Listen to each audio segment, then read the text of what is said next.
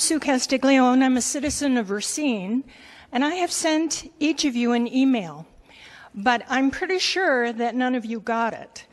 One alderperson was kind enough to email me back and say, you have been whitelisted. Now, to me, whitelisted means blocked, so he could see that someone sent him a message. I have two concerns about this. One, that as a citizen, I don't have the opportunity to have my First Amendment rights. And two, as alder people, someone is deciding in the city administration what you should and should not be hearing and seeing. What that means to me is that kind of guidance is corrupt. And so what I'm hoping for is that you as individuals will investigate this and then insist that you get rid of your own spam on your city emails.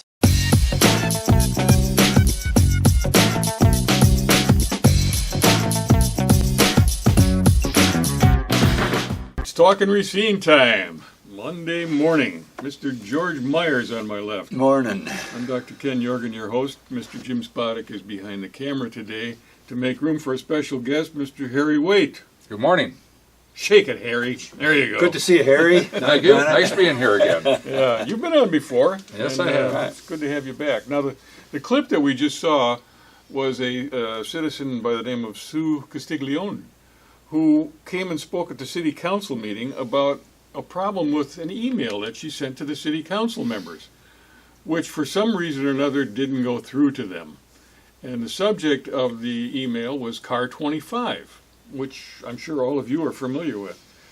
She got an email back from somebody informing her, a member of the city council, informing her that she had been whitelisted. Well, what does it mean to be whitelisted? Not whitelisted. Did you go whitelisted? Well, technically, whitelisting means that a special program is set up or somebody makes a decision for you that messages of importance and pertinence are made sure to get through to you, and things that are not so important, that might be a nuisance or whatever, are filtered out or blacklisted. So when somebody is blocked, they're not whitelisted, they're blacklisted. Now, why would anybody want to blacklist an email about Car 25? Gee.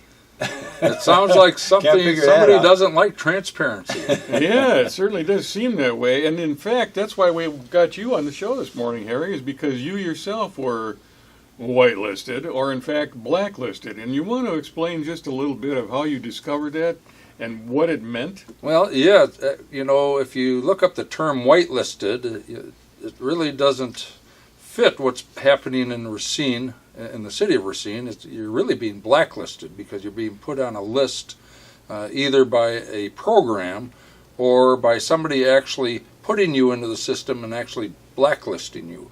So it can get worse, and it has gotten worse. I've had plenty of my emails to city officials deflected, and who knows where they went to. But I've actually had some of my emails also blocked, outright blocked.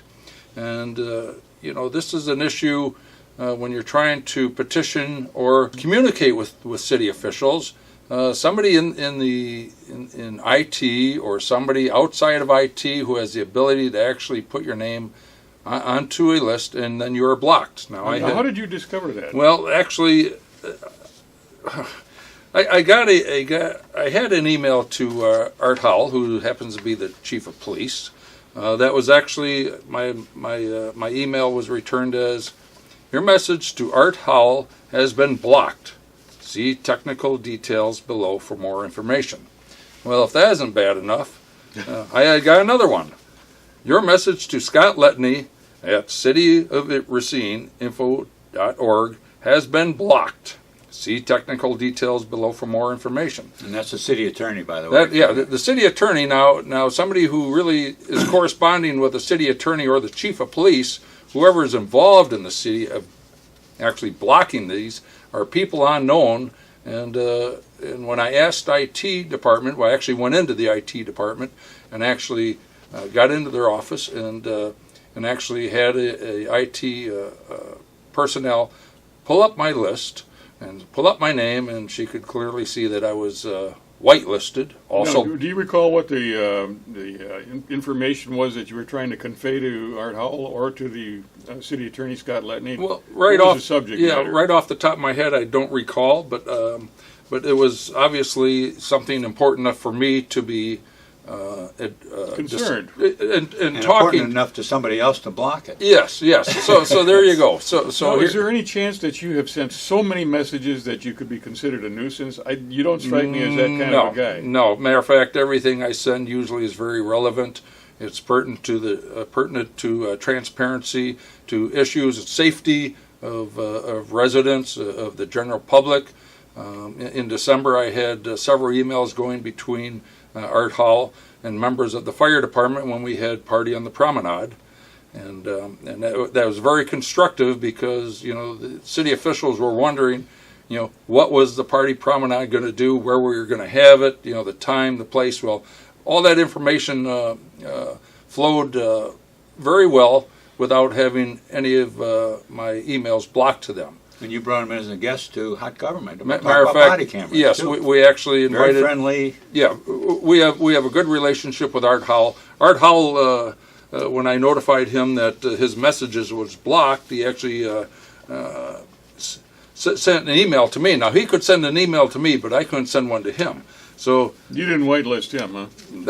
no, you don't want to whitelist ever, Art Howell. In all fairness to Art, when there's issues that can even become terse in conversation, Art always. He remains engaged. Always, yeah. That's one thing I got to say. He's a city official that truly does. And he's a gentleman.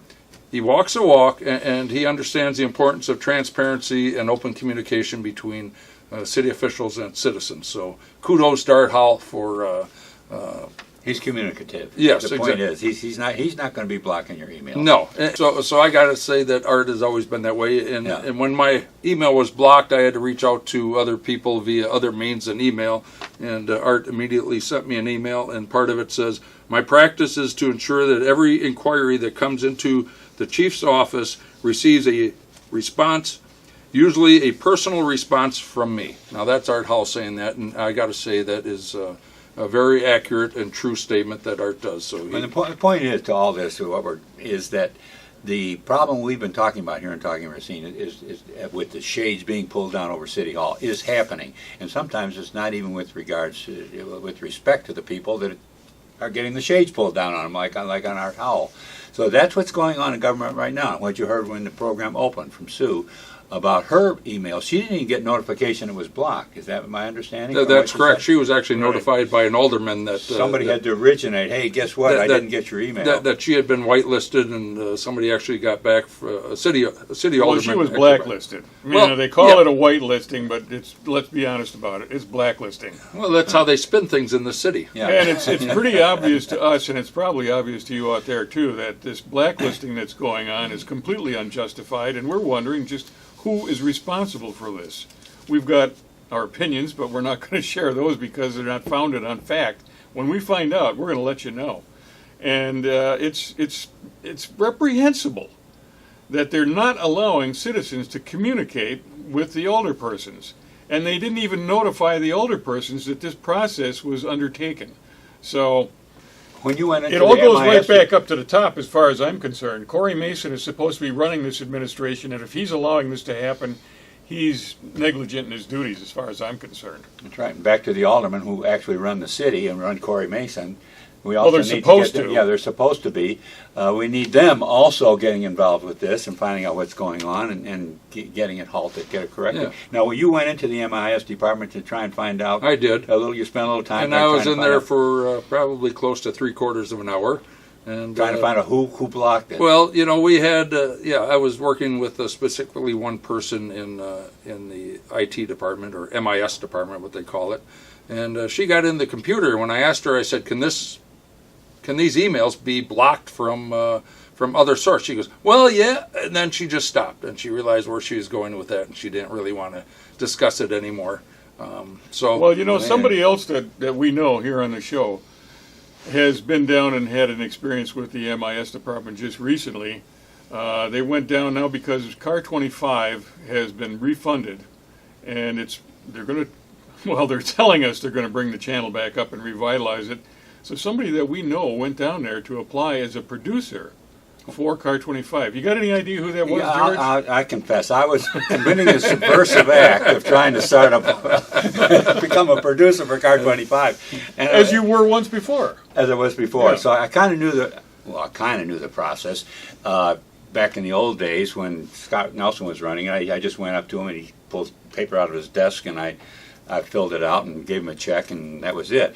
This time I had to go up to this secret room up on the second floor of City Hall, push a buzzer, and somebody came out. Somebody it's like came a out. Speakeasy. Yeah, I know it. Joe sent me. And they let me in, and I said, well, I want to be a producer on Car 25, and the foggiest idea what I was talking about. But they never heard of it before.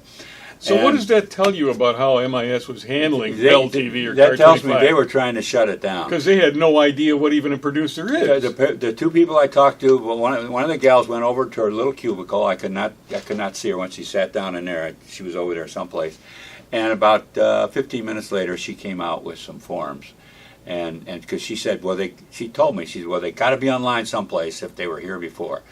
So she went over there and she dug them out. And but we filled them out, but again, she didn't know exactly what to do with them. And I said, well, I have to pay some money with this because it says right on there. You had a reminder that she should there's a $60 fee. And so I said, I don't think it doesn't look like you're ready ready to take money. Why don't I take it down to the city clerk's office where I pay taxes, because they're used to taking money, even though this is only $60. So I went down there and I filled it out down there, most of what I could fill out, wrote a check for $60, and then I took it over to the window, and they didn't know what to do with it either. So she grabbed it and she went back to talk to somebody, came back a little bit. Let me give you a place to go to. It's up on the second floor. It's room 206. It's called the MIS department. And they're the ones that referred you to where you were. Yeah, that's where I started. I said, oh, it's all right, I know where it is. So I went up there and I pushed the button again, and I was met at the door. And I went to go in like I did before, and they said, hold a second, you can't go in. I wasn't allowed in. I thought, oh, okay. But you were just in there previously. I had just been there before. So she brought the gal out, and she said, well, and I showed her what I had, the $60 in the form, and I wanted to finish filling it out. And she says, okay, well, you can finish filling it out, but you have to do it out here. So out in the hallway. Out in the hallway, right. So there was a big recycle bin over there, so I went over to that, and I finished filling it out. That you had your own personal desk. Yeah, I had my own personal desk. Oh, A recycle nice. bin on the second floor. And then when I came back, they took the money, and they took the form and gave me a copy of it. She went inside while I waited outside, and she made her copy and then brought me out a copy of the form because I wanted it for my files. And so that was it. But it was very interesting that the second time I was not allowed in there. And I don't know what they thought I was doing. Well, you've been branded as dangerous, yeah, correct? That might have been it. Mm-hmm. I had discussed it with a friend of mine, and who was a little more maybe technologically aligned than I am. And he says, well, George, there's a lot of confidential information in any company, so they have to kind of be careful who's in there. Although I find out, well, Harry, you were in there for 45 minutes, and I was in there for 15 minutes. So I'm not quite sure what all that means. But you two guys, the city was in danger for an hour, I think. but suppose it's a case, and I could understand that, where they don't want just anybody walking in, and that's why they keep it locked up and stuff. But then I thought about it afterwards, and I thought, that's really a bad place to have people who want to be a producer. In other words, they want to conduct business, basically. And they want to do things for the city to learn, right. And they want to be very open and all that stuff. To go into a secret conclave someplace to apply for that, where people, are very careful about who gets to go in there. So I would say at least we should get the whole process of Car 25 and becoming a producer outside of MIS. Let's get it into a public space, an open space, open for everybody to come into, right. Not into a secret place where they're pulling shades down and making sure that there's no subversive people coming in, doing things like becoming a Car 25 producer. Well, you know what I'm concerned about? I'm concerned that they don't have a process for accepting applications from potential producers, and that channel has only been a blank for a short time. For only about So they 3 or 4 should months. still understand what the process is. Yeah, I know it. You know, it's obvious to me that whole thing was shut down a long time ago. And what concerns me now is the city council just appropriated about $140,000 to rejuvenate Car 25. Now, whose hands is that going to be in? Is it going to be in the MIS department, the people that were committed to it failing once before? Or is it going to be given to somebody responsible? Now, Chase Hendricks was a guy who was very instrumental in getting Car 25 up and running the first time around. And he spoke at the Finance Committee, and if you watch the tape from last week, you'll see what he has to say. And he volunteered his expertise to get that channel up and running again.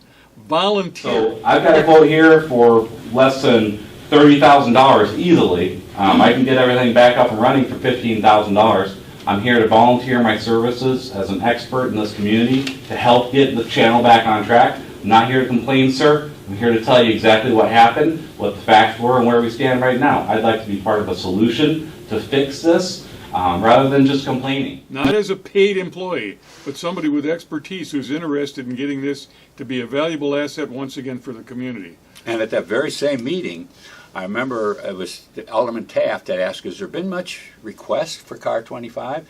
And Paul Ancona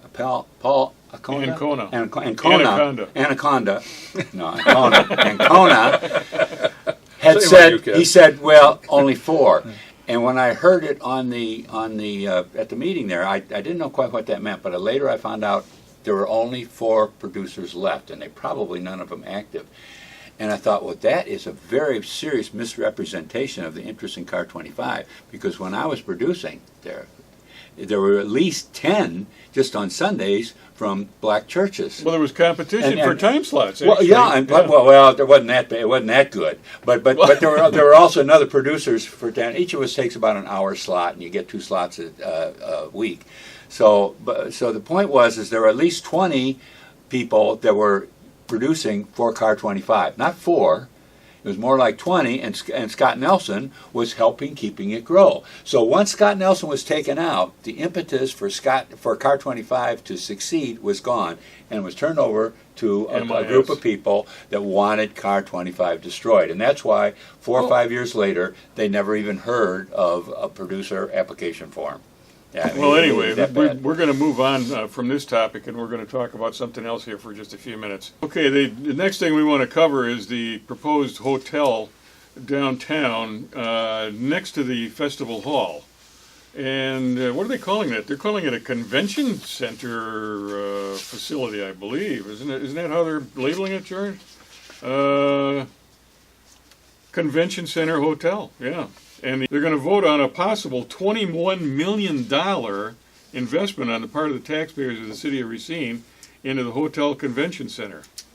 $21 million. I mean, they were going nuts over $30,000 out of about $800,000 that was specifically raised for Car 25. They were worried about getting $30,000 out of that, and now they're going to spend $21 million in public funding. General obligation debt. What's Yeah. going to be? Well, some of the places that they want to take it from here, what they're noting is this is where it gets really interesting. Yeah, from 10 to 9 they want to get. Well, we've talked about tax incremental district briefly on this program before, but this is where a section of the city is set aside. Remember, Doc, because you were in I'm in a blighted area. You're in a blighted area, so his neighborhood is it's terrible. Yeah, it used to be good till I moved there. It's become it's so blighted that they want to tax them more so they can take the money and put it in another area. Well, they have to. They're subtle about it. It has to be labeled blighted for it to have a TID. Mm-hmm. I mean, so this area. Well, no, this area isn't considered a TID. This is being funded by a TID, and this TID that it's coming from, this TID number 9, is the tax incremental district where the Johnson offices are, right there on Main Street. All right, so it includes that block, and then it goes down the hill from that block down into Festival Park and that area. That's the TID. And it's a very, very successful TID. If they would close that TID, you would find, people in Racine would find their tax rates going down, because that's the way a TID works. Once it's matured and you close it, all of a sudden your tax rates go down, because it's the money that's revenue's Money that's being generated from goes the into new the general thing fund, suddenly yeah. goes into the general fund. So they're closing it off, and what I read, it's going to be extended out for another couple decades, maybe. Okay, that's about or- half of the funding they're talking about. Another Yeah. $3 million from the Intergovernmental Revenue Sharing Funds. How can there possibly be any money in there anymore? The last I heard, they were borrowing money to dismantle the Machinery Row site, to do the deconstruction down there. I don't know what's going on there, but one of the reasons those things get formed is so that they can take chances and the city not be held liable if they lose money. So it could be that they're just taking this money, blowing it. They can borrow money too. I don't know who gives them money, but if somebody does, and it's $3 million, they Probably they can you, borrow but you that got money. so much money you don't even notice it disappearing. Well, I know I'm paying for it through these TIDs.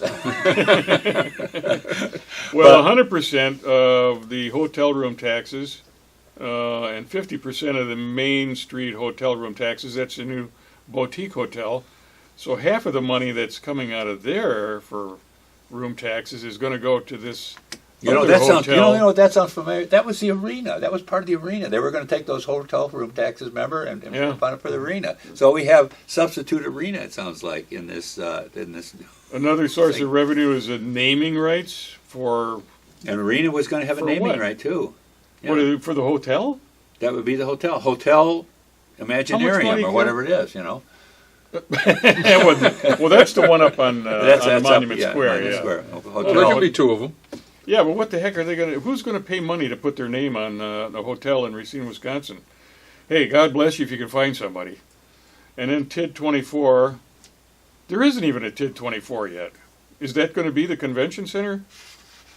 Well, all I can say is somebody better show up at the meeting that they vote on this and find out what the heck is going on. Well, and yes, we need to find out what's going on, and we need to. Tonight is when the finance committee meeting Yeah. is taking place, and that's down at City Hall. This is a big deal. Now this is closing in. The arena was $50 million. This is $21 million. So it's like a mini arena, but it's not going to be any more affluent or money making than the arena was, because that's what the arena was. It was basically a convention. Well, it was basically an arena, but it was touted as a convention center. And this is here we go again. So 171 units. yeah, First class, full service. All right, that's Hotel and more than the convention arena. But arena had some. There was going to be a hotel next door to it, right? When that part of the whole arena thing. This is good, though. I mean, it's Yeah. going to be good for employment. You can be a bus boy up at the boutique hotel, and then you come down by the lakefront, and you can get a job as a janitor. Out of only 20, well, they have to be open, 24 hours. So there's some night shifts in there. Yeah. Security guards. And weekends, that type of stuff. So this could Well, rescue the anyway, city. let's It could pull us just out. reemphasize anybody that can. Let's get down to the meeting tonight and listen to what is being discussed concerning this $21 million investment on your behalf into a hotel. That's about it for today. I want to thank everybody who works down at City Hall for watching this program. We appreciate your companionship. Quit making here jokes on at a the end of the Monday show. Would you? I'm not kidding. I'm I'm start laughing. We're closing out. I appreciate it because we know that there's a lot of viewership down there. So thanks for being here, and we'll see you again next week.